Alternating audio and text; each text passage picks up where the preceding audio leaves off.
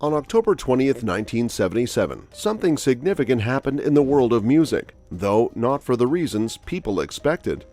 Lynyrd Skynyrd, the Southern rock stars, had recently released their groundbreaking album Street Survivors just 3 days earlier. The band's popularity was soaring as they performed on the stage at the Greenville Memorial Auditorium in Greenville, North Carolina. Their outstanding presence in the spotlight, featuring iconic songs like Sweet Home Alabama and Freebird, electrified the audience like never before. Lynyrd Skynyrd was reaching new heights of fame, and a significant American tour was on the horizon. However, behind the scenes, a chilling fate was approaching. Little did they know that this would mark the last performance of the band's founding members together.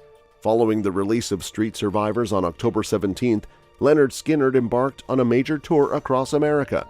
Instead of opting for commercial flights or long hours on a tour bus, the band decided to rent a Convair CV-240 dual-prop airplane for their travel between concert venues. This choice allowed for faster and more convenient travel, accommodating their busy touring schedule. Interestingly, just a few months earlier, Aerosmith had considered renting the same airplane. Still, their management declined due to safety concerns, especially after observing the pilot and co-pilot drinking from a bottle of Jack Daniels during an inspection. This decision may have saved their lives. After a concert in Lakeland, Florida, Lynyrd Skynyrd flew to Greenville, South Carolina for their next show on October 19, 1977. During the flight, a 10-foot stream of sparks and flames shot from the plane's right engine. Some band members immediately expressed concerns about the plane's safety, even telling lead singer Ronnie Van Zant that they would leave the tour unless they got a different aircraft. Cassie, the backup vocalist and sister of guitarist Steve Gaines, was so frightened of the plane that she preferred to travel in the band's cramped equipment truck. However, Van Zant convinced her to board the plane. Switching planes would mean canceling tour dates, something Van Zant strongly opposed. He believed the band couldn't abandon their loyal Southern fans, so they boarded the plane once again. Little did they know the fate that awaited them on October 20th.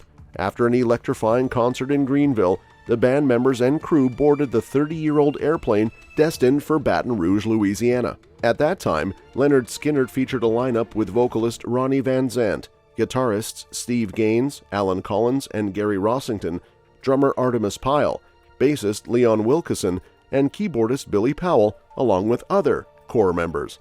The band was accompanied by a trio of talented female backup singers known as the Hunnet. This trio consisted of Leslie Hawkins, JoJo Billingsley, and Cassie Gaines. As they boarded the plane, Van Zant was heard saying to Cassie, "If your time is up, your time is up," while trying to reassure her. The band's next destination was Louisiana State University, where they were scheduled to perform the following night. Spirits were high as they took off, anticipating the upcoming show. However, little did they know that this journey would take a tragic turn. On board the plane were 26 passengers, including the band members, but only 20 would live to see another day. The first stretch of the 700-mile flight to Baton Rouge went smoothly. Still, towards the end, the pilots made a startling decision. The aircraft was running low on fuel and disaster was looming.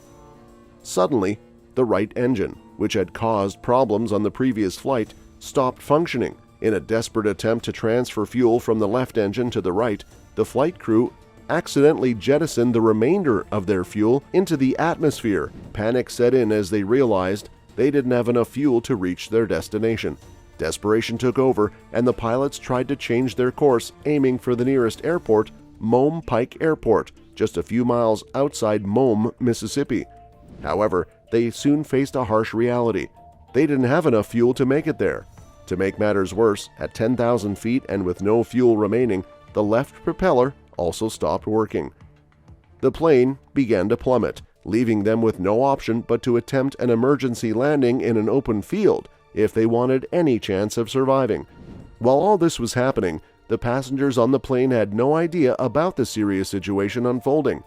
Ronnie Van Zant, the lead singer, was sound asleep in the back with a pillow. He had partied the night before and needed rest.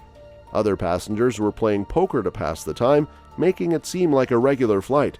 However, things took a turn when the drummer, Artemis Pyle, decided to visit the cockpit to check on the flight crew. The pilot, Walter McRae visibly panicked and urgently told him to return to his seat and buckle up. This raised the seriousness of the situation, spreading anxiety throughout the plane. Most passengers sat in stunned silence, closing their eyes and clenching their fists, while some prayed for a miracle. Guitarist Gary Rossington recalled a chilling noise resembling hundreds of baseball bats hitting the plane as it struck trees. They went past the intended landing area and had no choice but to crash into a swampy, wooded area. Grazing treetops for almost 1,000 feet, the noise got louder until the plane came to a sudden stop in a 3-foot-thick pine tree. The impact tore the plane apart in the 10 to 12 seconds it took to go from 100 miles per hour to a sudden stop. This force threw passengers out of the plane and onto the forest ground. Rossington passed out during the crash and upon regaining consciousness minutes later, found himself on the ground with the plane's door on top of him. In his confused state, he saw the devastation. The plane was completely destroyed with the wings and tail torn off. The cockpit, containing the deceased pilot, had separated completely. The plane had slid 500 feet after impact, leaving a trail of wreckage behind. In a strange twist of fate, the absence of fuel played a role in the outcome. The crash's initial cause, which prevented the plane from catching fire upon impact, turned out to be a fortunate event. This absence of fire could have potentially saved many lives. Unfortunately, not everyone survived. Long before the tragic flight, Ronnie Van Zant had openly expressed a haunting belief that he wouldn't live to see his 30th birthday. He had discussed this with his father, who vividly remembered those conversations. Ronnie's wife Judy had also heard him speak about his looming fate so frequently that she couldn't dismiss it.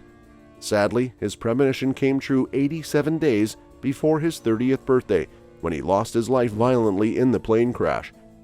The crash claimed other lives as well, including guitarist Steve Gaines, backing vocalist Cassie Gaines, the band's road manager Dean Kilpatrick, and the two pilots, Walter McRae and William Gary. Despite being seated towards the rear, most survivors suffered serious injuries. Keyboardist Billy Powell had severe injuries, and guitarist Gary Rossington broke multiple bones. Drummer Artemis Pyle also suffered multiple broken ribs. However, Pyle managed to navigate through challenging terrain to reach a nearby farmhouse for help, sustaining injuries along the way. The absence of fire made it challenging for rescue efforts. The aftermath revealed that the probable cause of the accident was fuel exhaustion and a total loss of power from both engines due to crew inattention to fuel supply. The NTSB's final determination attributed the crash to crew inattention to fuel supply. The band's tragic history continued, with various members facing more hardships. In 1986, a car accident left guitarist Alan Collins paralyzed, and in 1990, he passed away from complications. Bassist Leon Wilson was found dead in 2001, and keyboardist Billy Powell passed away in 2009 after a heart attack. The original Lynyrd Skynyrd concluded in 2023 with the death of the last remaining original member, Gary Rossington. The cause of his death was not disclosed, but he had a history of heart disease. With over 60 albums produced and over 30 million copies sold worldwide, Lynyrd Skynyrd remains a musical icon for all generations. And that's what concludes today's video. Thank you for watching and stay tuned for the next one. Feel free to share your suggestions for future videos in the comments below.